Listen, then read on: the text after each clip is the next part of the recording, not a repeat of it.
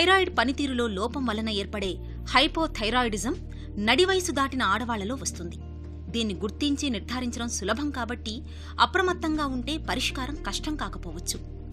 ఎముకలలో వచ్చే బోలుదనం కూడా మగవాళ్ల కంటే ఆడవాళ్లనే బాగా ఇబ్బంది పెడుతుంది. ఎముక సాంద్రత తగ్గకుండా జాగ్రత్తలు తీసుకోవడం దీనికున్న నివారణ మార్గాల్లో ఒకటి. మనం తరచుగా వినే మరో వ్యాధి లుకేమియా లేదా బ్లడ్ క్యాన్సర్. ఈ లుకేమియా ఎవరికి ఎక్కువగా వచ్చే అవకాశం ఉంది? స్టెమ్ సెల్ చికిత్స ఎలా పనిచేస్తుంది? హైపోథైరాయిడిజం, బోలు ఎముకల వ్యాధిగా పిలిచే ఆస్టియోపొరోసిస్, లుకేమియా వ్యాధుల గురించి ఈరోజు ఆరోగ్యమస్తులో తెలుసుకుందాం.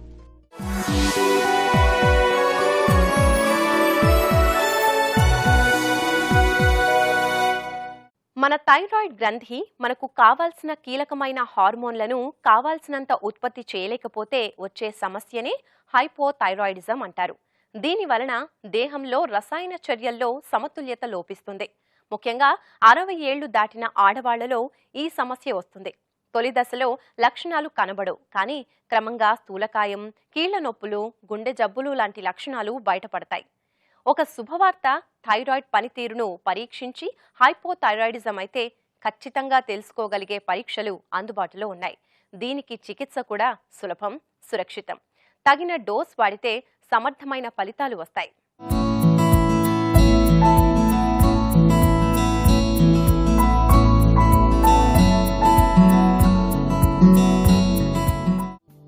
హార్మోన్ లోపం ఎంత తీవ్రంగా ఉందనే విషయాన్ని బట్టి హైపోథైరాయిడిజం లక్షణాలు బయటపడతాయి. కానీ ఈ లక్షణాల తీవ్రత క్రమంగా పెరుగుతూ వస్తుంది.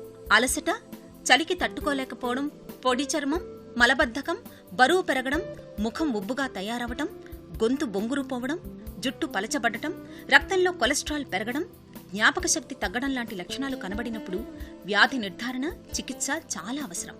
అయితే చికిత్స చేసినప్పుడు లక్షణాలు ఇంకా ఎక్కువ కనబడవచ్చు. థైరాయిడ్ పెరగవచ్చు, మరింత మతిమరుపు, డిప్రెషన్ లాంటివి కనిపిస్తాయి. హైపోథైరాయిడిజం సాధారణంగా మధ్య వయసులో లేదా ఇంకా పెద్ద వయసులో ఆడవాళ్లకు రావటం సహజమే.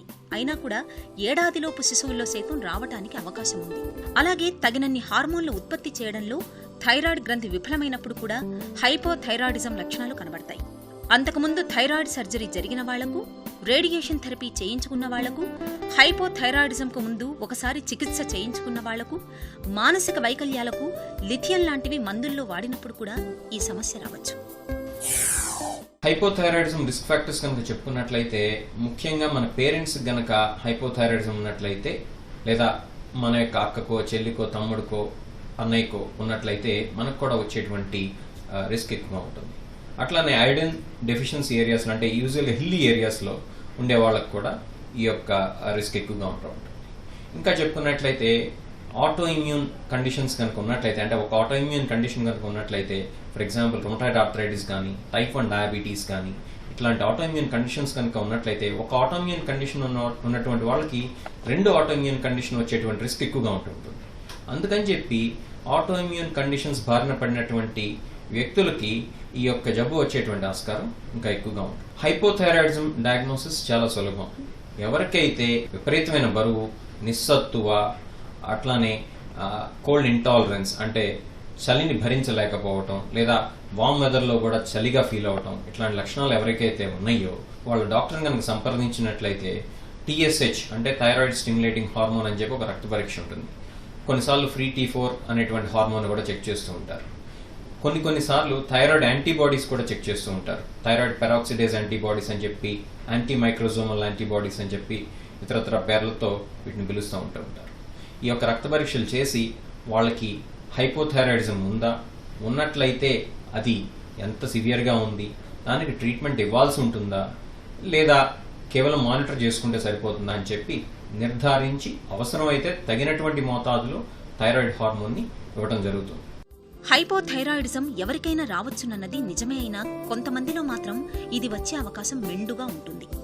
60 ఏళ్లు పైబడిన ఆడవాళ్లలో, ఆటో ఇమ్యూన్ సమస్య ఉన్నవాళ్లలో, కుటుంబంలో ఎవరైనా థైరాయిడ్ వ్యాధితో బాధపడి ఉంటే, రుమటాయిడ్ ఆర్థరైటిస్ లాంటి వ్యాధులు ఉంటే, రేడియోథార్మిక్ ఆయోడిన్తో చికిత్స జరిగి ఉన్నా, గత 6 నెలల కాలంలో ప్రసవించి ఉన్నా హైపోథైరాయిడిజం వచ్చే అవకాశాలు ఎక్కువగా ఉంటాయి. దీనివలన థైరాయిడ్ సైజు పెరిగిపోయి గొంతు దగ్గర ఉబ్బినట్టు వికారంగా కనబడ్డమే కాదు, మింగడం, ఊపిరి పీల్చడం కష్టంగా తయారవుతాయి. దీనివలన గుండె జబ్బులు వచ్చే ప్రమాదం సైతం పెరుగుతుంది. ఇక కొంతమంది బాగా డిప్రెషన్కు లోనవుతారు. మెదడు నుంచి సమాచారాన్ని మోసుకెళ్లే నాడులు దెబ్బతినటం వలన కండరాల బలహీనత, నియంత్రణ తగ్గిపోవడం లాంటి సమస్యలు ఏర్పడవచ్చు. ఈ వ్యాధితో బాధపడే వారికి పుట్టే పిల్లలు సైతం శారీరక, మానసిక లోపాలతో పుట్టవచ్చు. హైపోథైరాయిడిజంకు ప్రామాణికంగా చేసే చికిత్స ఏంటంటే రోజూ సింథటిక్ థైరాయిడ్ హార్మోన్ వాడటం. ఈ మందు, మాత్రలు తీసుకోవటం వలన హార్మోన్ల సమతుల్యత కాపాడుకోవచ్చు. ఈ మందులు వాడటం మొదలుపెట్టిన 2 వారాల్లోనే ఉపశమనం కనబడుతుంది. అయితే ఎంత డోస్ వాడాలన్నది డాక్టర్ కూడా మొదట్లో నిర్దిష్టంగా చెప్పలేడు. అందువలన ఫలితాలు చూస్తూ డోసేజ్ మారుస్తూ చివరకు ఖచ్చితమైన డోస్ ఏదో గుర్తిస్తాడు. మరీ డోసు ఎక్కువైతే ఆకలి పెరగడం, నిద్ర పెరగడం, వణుకుడు లాంటి సమస్యలు రావచ్చు. అందుకే కొద్దిపాటి డోస్తో మొదలుపెట్టి క్రమంగా పెంచుకుంటూ పోతారు. హైపోథైరాయిడిజంకి చాలా సింపుల్ ట్రీట్మెంట్. థైరాయిడ్ హార్మోన్ ఏదైతే మన శరీరంలో తగ్గిందో అదే థైరాయిడ్ హార్మోన్ని మనం సింథటిక్ ఫామ్లో బయట నుంచి ఒక టాబ్లెట్ రూపేణ రోజు ఒకసారి ఇస్తాం. అది కూడా అందరిలో అవసరం లేదు. కొంతమంది అంటే వెరీ మైల్డ్ ఫార్మ్స్ ఎవరైతే ఉంటారో TSH4లు 3లు ఉన్నటువంటి వాళ్ళకి యూజువల్గా మేము ట్రీట్మెంట్ ఇవ్వం.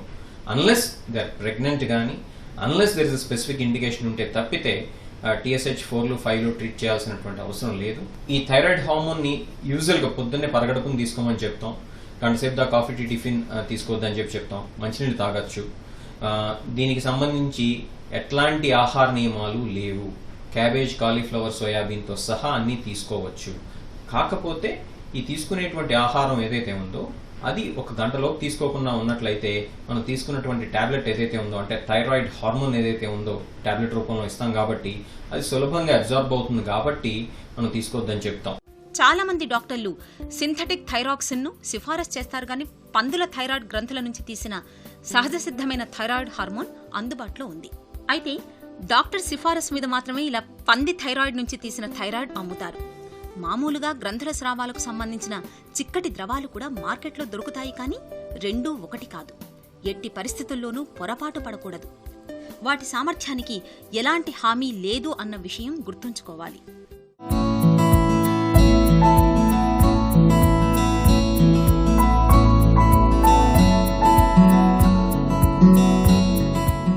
ఎముకల్లో బోలుదనం ఎందుకొస్తుంది? ఆసియా ఖండపు ఆడవాళ్లలో ఎక్కువగా రావటానికి కారణమేంటి?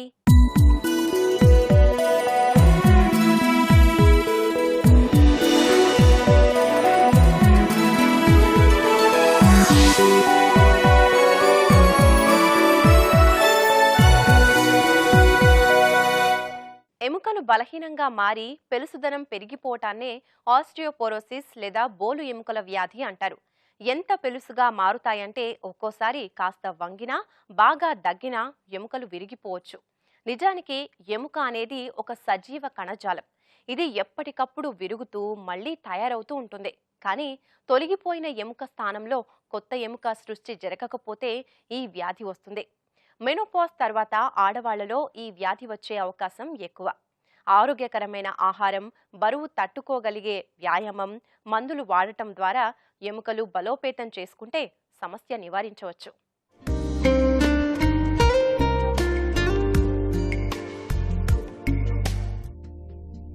ఎముక క్షీణిస్తూ ఉంటే తొలి దశలో ఎలాంటి లక్షణాలు కనబడవు. కానీ వ్యాధి బారిన పడి బలహీనంగా మారితే మాత్రం వెన్నునొప్పి, క్రమంగా ఎత్తు తగ్గడం, ముందుకు వంగి నడుస్తూ ఉండడం, చిన్న చిన్న వాటికే ఎముక విరగడం లాంటి పరిస్థితులు ఎదురవుతాయి. తక్కువ వయసులోనే మెనోపాజ్ వచ్చిన వారు, నెలల తరబడి కాస్టికోస్టెరాయిడ్స్ వాడిన వాళ్లు, తల్లిదండ్రుల్లో ఏ ఒక్కరైనా తుంటి విరిగిన వాళ్లు ఉంటే అప్రమత్తమై డాక్టర్ను కలవడం మంచిది. ఎదిగే వయసులో క్షీణించే ఎముక కంటే తయారయ్యే ఎముక ఎక్కువగా ఉండడం వల్ల బలంగా ఉంటుంది. వయసు పెరిగే కొద్దీ పరిస్థితి తారుమారవుతుంది. దీనివలన చాలా రిస్కులుంటాయి. అయితే వాటిలో వయసు, కుటుంబ చరిత్ర లాంటి మనం మార్చలేనివి ఉంటాయి. మనలో ఉండే హార్మోన్లు కూడా కొంతమేరకు కారణమవుతాయి. వీటితో పాటు మనం చేతులా ఈ సమస్యను కొని తెచ్చుకుంటాం. కాల్షియం తక్కువగా తీసుకోవడం, తగినంత తినకపోవటం వల్ల బరువు తక్కువగా ఉండడం, స్టెరాయిడ్స్ వంటి మందుల వాడకం, మూత్రపిండాలు, కాలేయ సంబంధ వ్యాధులుండడం కూడా ఈ రిస్కును బాగా పెంచుతాయి. ప్రధానంగా మన జీవనశైలి కారణంగా ఆస్టియోపొరోసిస్ వచ్చే అవకాశాలు ఎక్కువగా కనిపిస్తాయి. ఎప్పుడూ కదలకుండా కూర్చునే వాళ్లలోనూ, బరువు మోసే వ్యాయామం చేయని వాళ్లలోనూ, ఎక్కువగా మద్యం సేవించే వాళ్లలోనూ, అలాగే పొగాకు వాడే వాళ్లలోనూ ఈ సమస్య ఎక్కువగా కనబడుతోందని తేలింది. ఎముక ఎక్కడ విరిగినా కొంత పర్వాలేదు కానీ వెన్నెముక, తుంటి విరిగితే మాత్రం చాలా సమస్యలు తప్పవు. అందుకే ఈ వ్యాధి విషయంలో ఎంతో అప్రమత్తంగా ఉండాలి. ఆస్టియోపోరోసిస్లో బేసికలీ ఏమవుతుందంటే బోన్ క్వాలిటీ వీక్ అయిపోతుంది. బోన్లో ఉన్న మనకి కాల్షియము, ఫాస్ఫరస్ అనే మినరల్స్ డిపాజిట్ అవుతాయి అన్నమాట. సో ఈ కండిషన్లో ఏమవుతుందంటే బోన్ వీక్గా అయిపోవడం వలన దానికి ఫ్రాక్చర్స్ ఎక్కువ అయ్యే ఛాన్సెస్ ఉంటాయన్నమాట. ఇందులో 2 రకాలు ఉంటాయి, ప్రైమరీ ఆస్టియోపోరోసిస్, సెకండరీ ఆస్టియోపోరోసిస్ అని. ఈ ప్రైమరీ ఆస్టియోపోరోసిస్ అన్నది 2 రకాలుగా ఉంటుంది, post menopausal osteoporosis, senile osteoporosis. Post menopausal osteoporosis ఏంటంటే స్త్రీలలోన వాళ్ళకి మినోపాజ్ అంటే పీరియడ్స్ స్టాప్ అయిన తర్వాత బాడీలో వచ్చే హార్మోనల్ చేంజెస్ వలన బోన్ క్వాలిటీ వీక్ అయిపోతుంది. ఇంకోటి సినైల్ ఆస్టియోపోరోసిస్ అనేది అది స్త్రీలలోనూ పురుషుల్లోనూ సమానంగా వస్తుంది. వాళ్ళకి ఏమిటంటే వయసు రీత్యా బోన్లో కొంచెం ఎముకల్లో కొంచెం చేంజెస్ రావడం వలన బోన్ వీక్గా అయిపోతుంది. సెకండరీ ఆస్టియోపోరోసిస్ అన్నది అది ఏమైనా వేరే వ్యాధుల వలన రావచ్చు. కొంతమంది స్టెరాయిడ్స్ ఇలాంటి ట్రీట్మెంట్ తీసుకున్నప్పుడు బోన్ వీక్గా అయిపోయి బోన్ క్వాలిటీ తగ్గిపోతుంది అన్నమాట. వీళ్ళల్లోనూ మళ్ళీ ఫ్రాక్చర్స్ అయ్యే రిస్క్ ఎక్కువగా ఉంటుంది. ఆస్టియోపోరోసిస్ వలన మెయిన్ రిస్క్ ఫ్యాక్టర్ ఏంటంటే ఫ్రాక్చర్స్. ఆ ఫ్రాక్చర్స్ అన్నవి 3 ప్రదేశాల్లో ఎక్కువ కామన్గా కనబడతాయి. ఒకటి వెన్నుపూసలోన, ఇంకోటి హిప్ ఫ్రాక్చరు, ఇంకోటి రిస్ట్ ఫ్రాక్చర్. ఈ 3 కామనెస్ట్ ఫ్రాక్చర్స్ అన్నమాట ఆస్టియోపోరోసిస్ బాగా ఎక్కువగా ఉన్న వాళ్ళకి. ఎముక సాంద్రత లాంటివి లెక్కగడితే ప్రమాద తీవ్రత తెలుస్తుంది. దాన్ని బట్టి చికిత్స చేస్తారు. ఇక ప్రాథమిక దశలో ఉండి తీవ్రత తక్కువగా ఉంటే మందులతో పరిస్థితి చక్కదిద్దడానికి వీలుంటుంది. అయితే వీటి వలన కొన్ని సైడ్ ఎఫెక్ట్స్ తప్పకపోవచ్చు. రక్తంలోకి ఇంజెక్షన్ రూపంలో పంపే బైస్ఫాస్ఫోనేట్స్ మందులైతే 3 రోజుల దాకా జ్వరం, తలనొప్పి, కండరాల నొప్పి లాంటి సమస్యలకు దారితీయవచ్చు. ఒక్కోసారి తొడ ఎముక గాని, దవడ ఎముక గాని విరిగే ప్రమాదమూ ఉంది. ఈస్ట్రోజెన్ థెరపీ అనేది మరో చికిత్స. అయితే దీంతో రొమ్ము క్యాన్సర్ రావచ్చు. మెనోపాజ్ తరువాత వెంటనే వాడితే ఎక్కువ ప్రయోజనం ఉంటుందని డాక్టర్లు గుర్తించారు. మగవాళ్లలో అయితే టెస్టోస్టెరాన్ తగ్గిపోవడానికి ఆస్టియోపోరోసిస్కు సంబంధం ఉందని గుర్తించారు. అయితే ఆస్టియోపోరోసిస్కు చికిత్స చేస్తే టెస్టోస్టెరాన్ సమస్య కూడా తీరుతున్నట్టు తేలింది. స్వయంగా మనం తీసుకునే జాగ్రత్తలు కూడా ఆస్టియోపోరోసిస్ రాకుండా సహాయపడతాయి. మద్యానికి, ధూమపానానికి దూరంగా ఉండడం, నడకలో జాగ్రత్తగా ఉండి కింద పడిపోకుండా చూసుకోవడం, బరువు మరీ ఎక్కువ కాకుండా జాగ్రత్త పడటం, రోజుకు కనీసం 1000 మిల్లీగ్రాముల కాల్షియం మన ఆహారంలో ఉండేట్టు చూసుకోవడం అవసరం. ఆకుపచ్చ కూరగాయలు, కొవ్వు తక్కువగా ఉన్న పాల ఉత్పత్తులు, సోయా ఉత్పత్తులు, కాల్షియం నిండిన తృణధాన్యపు ఆహారం, నారింజ రసం లాంటివి కూడా చాలా మంచివి. డి విటమిన్ కూడా ఎముకల పటిష్టతకు ఉపయోగపడుతుంది. ఈత కొట్టడం, సైకిల్ తొక్కడం లాంటి వ్యాయామాల వలన కూడా ప్రయోజనం ఉంటుంది. ఆస్టియోపోరోసిస్ అనే కండిషన్ డయాగ్నోస్ చేయడానికి ఫస్ట్ పేషెంట్ని ఎగ్జామిన్ చేయాలి, హిస్టరీ తీసుకోవాలి. అంటే ఎన్నాళ్ళగా వాళ్ళకి నొప్పులు ఉన్నాయా, లేకపోతే ఇంకా వేరే ఫ్రాక్చర్స్ ఏమైనా అయ్యాయా, ఇంకా ఏమి ఇబ్బందులు పడుతున్నారు అనేది తెలుసుకోవాలి. అదే కాకుండా ఎక్స్రేలు, డెక్సా స్కాన్ అంటాము, అంటే dual energy x ray అబ్జార్ప్షియోమెట్రీ scan.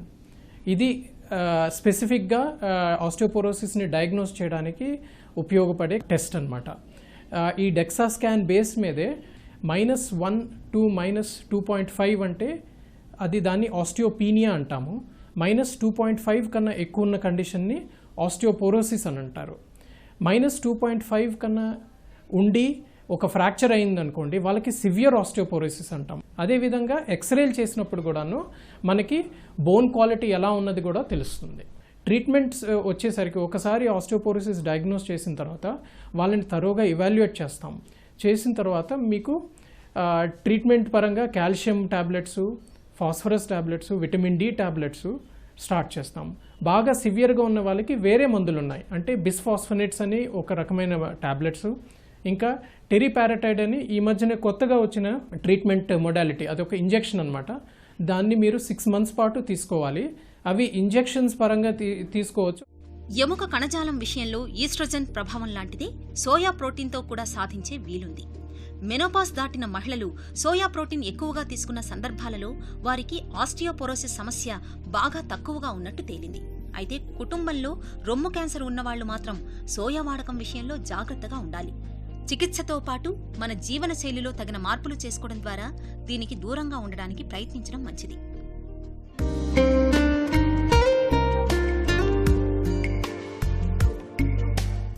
Leukaemia లేదా బ్లడ్ క్యాన్సర్ ఎవరికి ఎక్కువగా వచ్చే అవకాశం ఉంది? స్టెమ్ సెల్ చికిత్స ఎలా పనిచేస్తుంది?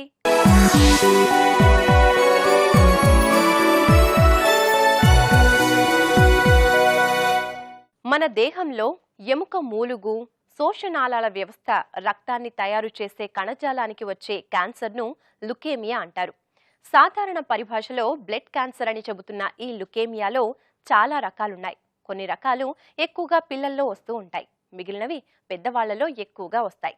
లుకేమియా అనేది తెల్ల రక్త కణాలకు సంబంధించిన వ్యాధి. ఇన్ఫెక్షన్ల మీద పోరాడే తెల్ల రక్త కణాలు అవసరాన్ని బట్టి తయారవుతూ ఉంటాయి. కానీ లుకేమియా ఉన్నవాళ్లలో అసాధారణంగా ఉత్పత్తి అయ్యే తెల్ల రక్త కణాలు సరిగా పనిచేయవు. దీని లక్షణాలు, కారణాలు, నిర్ధారణ, చికిత్స తదితర వివరాలు ఇప్పుడు తెలుసుకుందాం.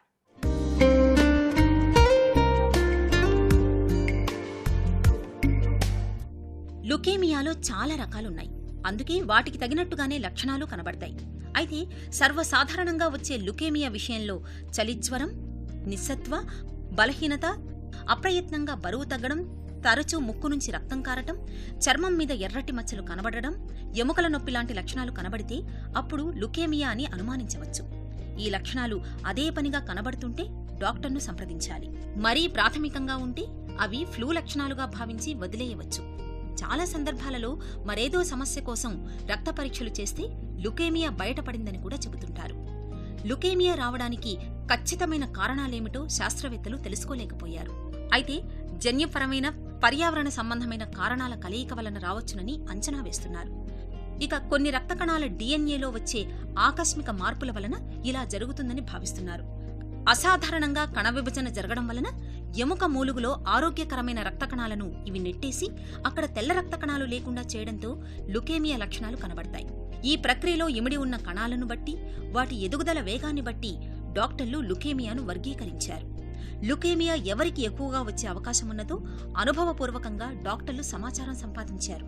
గతంలో కీమోథెరపీ, రేడియోథెరపీ చేయించుకున్నవారు, జన్యుపరమైన లోపాలున్నవారు, బెంజీన్ లాంటి కొన్ని రకాల రసాయనాల మధ్య పనిచేసేవారు, ధూమపానం చేసేవారు, కుటుంబంలో గతంలో లుకేమియా వచ్చినవారు ఈ వ్యాధి బారిన పడే అవకాశాలు ఎక్కువగా ఉన్నాయని తేలింది. మన రక్తం అంతా కూడా ఎముక మూలుగలో తయారవుతుంది. దాన్నే బోన్ మ్యారో అంటారు. అక్కడ ఈ రక్తానికి సంబంధించిన తెల్ల రక్త కణాలు, ఎర్ర రక్త కణాలు, ప్లేట్లెట్స్, వాటి తల్లి కణాలు ఉంటాయి. ఈ తెల్ల రక్త కణాల్లో ఒక రకమైన కణం, న్యూట్రోఫిల్ అని కానీ లింఫోసైట్ అని కానీ ఉన్న కణానికి తల్లి కణంలో పుట్టే క్యాన్సర్ని లుకీమియా అంటారు. అవి క్యాన్సర్ అనేది పుట్టగానే ఈ కణాలు ఒకటల్లా 2, 2 4, 16, 32 అలా డబల్ అయిపోతూ మల్టిప్లై అయిపోతూ బోన్ మ్యారో నిండా ఇవే కణాలు ఆక్యుపై అయిపోయి మామూలు తెల్ల రక్త కణాలు, ప్లేట్లెట్స్, వాటికి ఎర్ర రక్త కణాలకి ప్లేస్ ఉండదు. ఇంకా అంచేత వాటి ప్రొడక్షన్ తగ్గిపోతుంది. ఈ క్యాన్సర్ సెల్స్ కణాలు ప్రొడక్షన్ ఎక్కువైపోయి చివరికి రక్తంలో అవే బయటకు వస్తూ ఉంటాయి అన్నమాట. ముఖ్యంగా ఈ బ్లడ్ క్యాన్సర్ 2 రకాలని చెప్పాలి. ఒకటి మైలాయిడ్ లుకీమియా, 2 లింఫాయిడ్ లుకీమియా. మళ్ళీ వీటిని మనము అక్యూట్ అని, క్రానిక్ అని కూడా విడదీయచ్చు. క్రానిక్ అంటే క్రానిక్ మైలాయిడ్ లుకీమియా అని, క్రానిక్ లింఫోసిటిక్ లుకీమియా అవి కొంచెం దీర్ఘకాలిక వ్యాధులు, దానికి మంచి ట్రీట్మెంట్లు ఉన్నాయి, వాటికి అంత ఉధృతంగా ఉండదు. అక్యూట్ లింఫోబ్లాస్టిక్ లుకీమియా అనేది చిన్నపిల్లల్లో ఎక్కువగా వస్తుంది. అక్యూట్ మైలాయిడ్ లుకీమియా అనేది పెద్దవాళ్ళలో, అంటే 40, 35, 40 వయసు దాటిన వాళ్ళలో ఎక్కువగా వస్తుంది. చాలా సందర్భాలలో లుకేమియా లక్షణాలు బయటపడకముందే మరేదో రక్త పరీక్ష సందర్భంగా లుకేమియా బయటపడుతూ ఉంటుంది. ఒకవేళ లుకేమియా లక్షణాలేవైనా కనబడిన పరీక్షల ద్వారా నిర్ధారించుకోవచ్చు. చర్మం పాలిపోయి రక్తహీనంగా కనబడడం, శోషనాళాల వాపు లాంటివి కనిపిస్తే అనుమానించాలి. రక్త పరీక్ష చేయించినప్పుడు తెల్ల రక్త కణాలు లేదా ప్లేట్లెట్స్ అసాధారణ సంఖ్యలో ఉంటే అది లుకేమియాకు గుర్తు. మరీ గట్టిగా నిర్ధారించుకోవడానికి కటి ఎముక నుంచి మూలుగను శాంపిల్ తీయించి పరీక్షిస్తారు. ఈ శాంపిల్ ని ల్యాబ్లో పరీక్షిస్తే లుకేమియా కణాల ఉనికి తెలుస్తుంది. లుకేమియా ఏ దశలో ఉన్నదో తెలుసుకోవడానికి, తీవ్రత గుర్తించడానికి మరికొన్ని పరీక్షలు కూడా డాక్టర్లు సిఫారసు చేయవచ్చు. అవి చికిత్సా విధానం నిర్ణయించడానికి పనికొస్తాయి. మొత్తం ఆరోగ్య పరిస్థితిని అంచనా వేసి ఎలాంటి చికిత్స అవసరమో డాక్టర్ నిర్ణయిస్తాడు. లుకేమియా రకం, అది దేహంలో ఇతర భాగాలకు వ్యాపించిందా అనే అంశాల ఆధారంగా సర్వసాధారణంగా చేసే చికిత్స కీమోథెరపీ. ఇందులో ఒక మందు వాడతారా, ఎక్కువ వాడతారా, మాత్ర రూపంలో ఇవ్వటమా, నరానికి ఇంజెక్షన్ ద్వారానా అనేది డాక్టర్ నిర్ణయిస్తాడు. రేడియేషన్ థెరపీలో ఎక్స్రేస్ వాడతారు. ఎక్కువగా లుకేమియా కణాలు ఎక్కడ కేంద్రీకరించాయో అక్కడ వాటి ఎదుగుదలను అడ్డుకోవడానికి ఈ థెరపీ బాగా ఉపయోగపడుతుంది. జబ్బున పడిన ఎముక మూలుగ స్థానంలో ఆరోగ్యవంతమైన మూలుగను ప్రవేశపెట్టే స్టెమ్ సెల్ థెరపీ కూడా ఇప్పుడు వాడకంలోకి వచ్చింది. అక్యూట్ లింఫోబ్లాస్టిక్ లుకీమియా ఏదైతే చిన్నపిల్లల్లో వస్తుందో అది ఆల్మోస్ట్ 100-90% మందిని పిల్లల్ని మనం క్యూర్ చేసేయచ్చు. అలాగే ఈ మైలాయిడ్ లుకీమియా పెద్దవాళ్ళలో వస్తుందన్న చిన్నవాళ్ళలో కూడా రావచ్చు. దానికి కీమోథెరపీ మందులు సాధారణంగా ఈ మైలాయిడ్ లుకీమియా వాళ్ళకైతే ఒక 6 నెలల పాటు, ఈ చిన్నపిల్లల్లో వచ్చే లింఫాయిడ్ లుకీమియా వాళ్ళకి అది పెద్దవాళ్ళలో వచ్చినా కూడా అంతే ట్రీట్మెంట్ వాడతాము. సాధారణంగా 2-2.5 సంవత్సరాల పాటు కంటిన్యూస్గా ట్రీట్మెంట్ చేస్తాం. ఈ చేసినందువల్ల చాలా వరకు కేసులు క్యూర్ చేయొచ్చు. అక్యూట్ లింఫోబ్లాస్టిక్ లుకీమియా అయినా 2 సంవత్సరాల ట్రీట్మెంట్ తర్వాత తిరగబెట్టినా, మధ్యలో తిరగబెట్టినా కూడా వాళ్ళకి బోన్ మ్యారో ట్రాన్స్ప్లాంటేషన్ అనే ట్రీట్మెంట్ ద్వారా దాన్ని మనం క్యూర్ చేయడానికి అవకాశం ఉంది. బోన్ మ్యారో ట్రాన్స్ప్లాంటేషన్ అనే దాన్ని స్టెమ్ సెల్ థెరపీ అంటారు. స్టెమ్ సెల్స్ అంటే మనకి ఈ తెల్ల రక్త కణాలు, ఎర్ర రక్త కణాలు, ప్లేట్లెట్స్ వీటన్నిటికీ తయారవ్వడానికి కావాల్సిన తల్లి కణాలకి మూల కణాన్ని స్టెమ్ సెల్ అంటారు. ఈ స్టెమ్ సెల్స్ అనేవి ఎముక మూలుగలో ఉంటాయన్నమాట. వాటిల్ని ఇంజెక్షన్ ద్వారా ఎముక గుజ్జులోంచి బయటకు రక్తంలోకి వచ్చేటట్టుగా చేయొచ్చు అనమాట. చేసిన తర్వాత ఆ స్టెమ్ సెల్స్ని ఒక చోట మనం ఏర్పరచుకుని దాన్ని స్టోర్ చేసుకుని ఈ పేషెంట్కి ఏం చేస్తామంటే మనం ఈ కీమోథెరపీ ఏదైతే బ్లడ్ క్యాన్సర్ కోసం ఇస్తామో అది 10 రెట్లు 20 రెట్లు పవర్ఫుల్గా ఇస్తామన్నమాట. ఇస్తే ఈ బోన్ మ్యారోలో ఉన్న ఈ బ్యాడ్ సెల్స్, ఈ లుకీమియా సెల్స్ అన్నీ నాశనం అవుతాయి. వాటితో పాటు నార్మల్ సెల్స్ కూడా, మన ఆర్బీసీ, డబ్ల్యూబీసీ ఏవైతే నార్మల్గా మనకి నిత్య జీవనానికి కావాలో ఆ సెల్స్ అన్నీ కూడా డిస్ట్రాయ్ అయిపోతాయి. వాటి మదర్ సెల్స్ కూడా డిస్ట్రాయ్ అయిపోతాయి.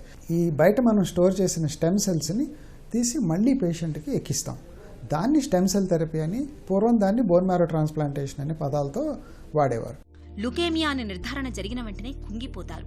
మరీ ముఖ్యంగా చిన్నపిల్లవాడికి ఆ జబ్బు వచ్చినట్టు తెలియగానే కుటుంబ సభ్యులు మొత్తం హతాశులవుతారు. కాలం గడిచే కొద్దీ అలవాటు పడతారు. అయితే చికిత్సకు సంబంధించి నిర్ణయాలు తీసుకోవడంలో మాత్రం డాక్టర్లతో సంప్రదింపులు మంచిది. నిజానికి లుకేమియా చికిత్స దాని తరహాను బట్టి బాగా సంక్లిష్టమైనదే అయినా చికిత్స విజయవంతమయ్యే మార్గాలు ఉన్నాయి. కాబట్టి ఆ దిశలో నడవడం మంచిది.